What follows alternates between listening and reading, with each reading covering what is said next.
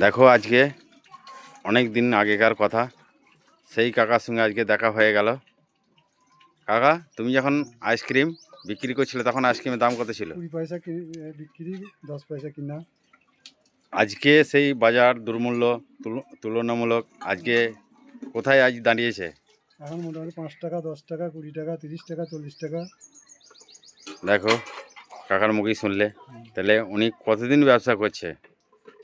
মোটামুটি হয়ে গেল প্রায় 24-25 বছর হয়ে গেল। তাহলে কাকার মুখে শুনলে আজ 24-25 বছর এই লাইনে আছে। দিয়ে এখন তাহলে আইসক্রিমটা পুরো বন্ধ করে দিয়েছে, তাই তো? এখন বড় ব্যবসা।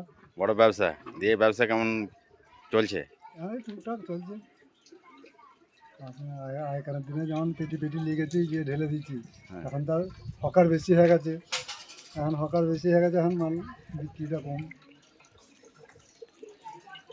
যাই হোক, অনেক পরিশ্রম করছে। এই কাকার জন্য একটু ভিডিওটা একটু বেশি বেশি লাইক, কমেন্ট, শেয়ার করবে, চারদিকে ভিডিওটা ছড়িয়ে দিবে। দেখো প্রচুর কষ্টের মধ্যে আছে। বিরাট ছবি তুলতে ভাই পাবো এখন।